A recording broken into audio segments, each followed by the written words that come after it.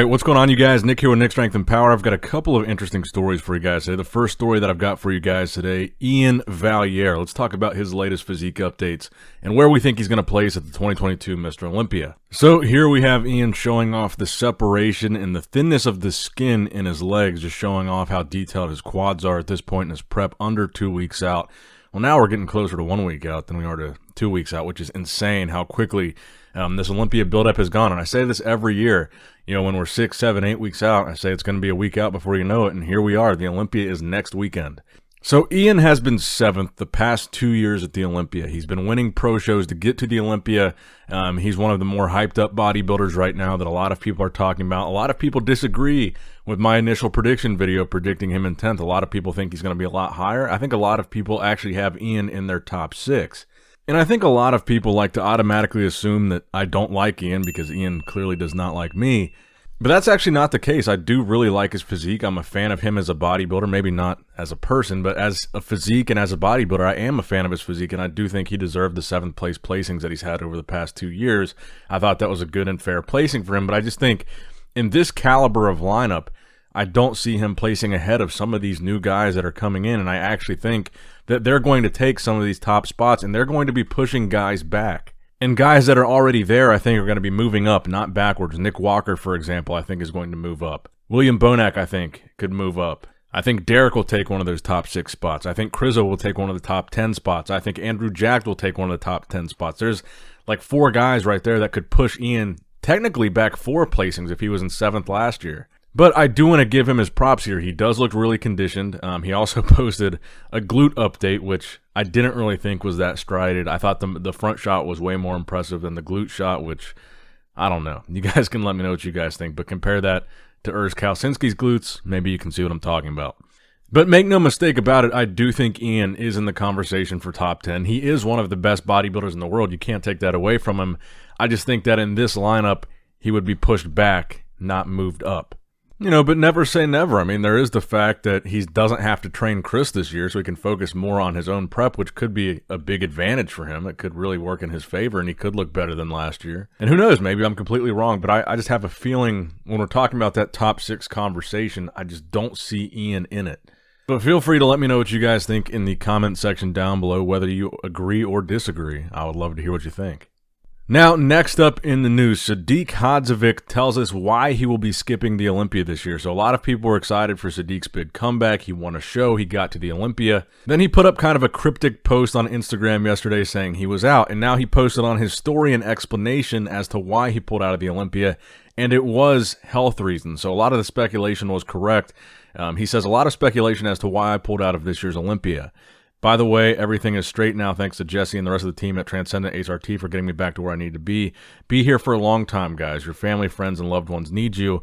But more importantly, the reason was he posted a screenshot of his blood pressure, which was 167/96, which is extremely high. And he says, I haven't been feeling well for weeks, 3 weeks. If you feel something ain't right, then usually something ain't right. Get checked out. So obviously, I think he made the right decision. I think that is always making the right decision, to put your health before competing. And that's something we're going to talk about in another video as one of the articles that came out today, another article from the Washington Post. It was called Dying to Compete. It was about bodybuilders putting their health at risk. And a lot of these, granted, a lot of these Washington Post articles are very skewed against bodybuilding. They make everything kind of seem negative, but I do want to talk about that in a separate video because it was an interesting article. So I do think any time a bodybuilder or any athlete in any of these divisions puts their health above competing, I think that is the right decision. Longevity is more important than whatever placing you're going to get at the Olympia. If your blood pressure is that high going into a prep, going into a show, it's better just not to finish that prep. Because keep in mind, a lot of the drugs and a lot of the process of that peak week, like right before you get on stage, that depletion phase, a lot of those things raise your blood pressure even more, especially the dehydration aspect. And that could put him like in stroke or heart attack level blood pressure. So I wish Sadik the best, and I'm glad that he's got it seemingly figured out. Now, next up in the news, another physique update from Nick Walker. In case you were still wondering whether or not his abs are going to be a problem on the Olympia stage, showing off a very separated oblique and serratus area, that side of his abdominal wall. Very conditioned, very deep separated abs, obviously his main abs. And you're also starting to see some cross striations in his quads. And typically on stage, you see Nick Walker hit the just front on abs and thighs. When they call out the abs and thighs pose, he typically both hands over his head, facing forward, both quads flared out. That's typically what he posts or what he hits. So to see it from this side angle, which is more of a William Bonac hits it like this, typically guys that have really great detail in their obliques and serratus and side of their abs, those are the guys that usually hit it. So to see Nick hitting it, I think really is a good indicator that he's in pretty amazing shape at this point in his prep, which we're getting really close to peak week now. So again, I don't think his abs are going to be a problem. I think they're really a strong point for him as long as he controls them on stage. And that being said, I also wanted to talk about another young guy that's been coming up, and he looks phenomenal in some of the updates that he's been posting with Dennis Wolf, and that would be Vlad Suharuchko, one of the youngest guys in the lineup. Crazy mass monster. His conditioning in these pictures looks insane, especially in his lower body, but to me, I think that's kind of been the imbalance. Because he did a couple shows this year that he didn't win, and I think one show he might have even been outside of the top 6 this year. And his conditioning, especially on Instagram, in the lower body looks way ahead of the upper body. His lower body always looks crazy shredded. And I wanted to compare this in contrast to Nick Walker because this guy is another young mass monster freak. But I do think his midsection is an issue because his abs aren't deep and separated. He does have a bit of a distended stomach and kind of a long abdomen as well. So when I talk about Nick Walker and I say, well, even if he has a distended midsection in the offseason or during a prep, but doesn't have it on stage, you got to remember on stage he has deep separated abs that look really good in the poses. But you might have another mass monster like Vlad Suharuchko here that doesn't have as deep or as defined or as separated abs, and then his midsection does look like an issue on stage. Nick doesn't have that problem. He's got the freaky mass, he's got the size, but he's got this really good definition in his abs that I think is really a strong point for him. And this, I think, is a perfect example. But Vlad is looking crazy. He looks insane in these updates. But like I said, I think you can really tell that the midsection is probably going to be an issue. And I think his conditioning always looks a lot tighter in the lower body than the upper body. But we'll see what happens. Anything could happen at this year's Olympia. I think most people, I would bet anybody with a bodybuilding channel right now that has made an Olympia prediction, they will not get the top 10 right. I literally think anything could happen. And the final story that I have for you guys today, yet another update from Terrence Ruffin, Ruff Diesel, under 2 weeks out from the Olympia, looking sliced and diced. I would want to point your attention to the separation and detail that you can see in his quads. He looks great. I think Terrence really has a good shot at pushing Chris this year. And honestly, I was going to talk about some of the updates that Chris posted today as well, but he's just not, he's posting kind of the same stuff he's been posting his entire prep. Just him in a tank top and shorts. He's not really posting any physique updates like these other guys are. We're seeing Breon, Terrence, Ramon.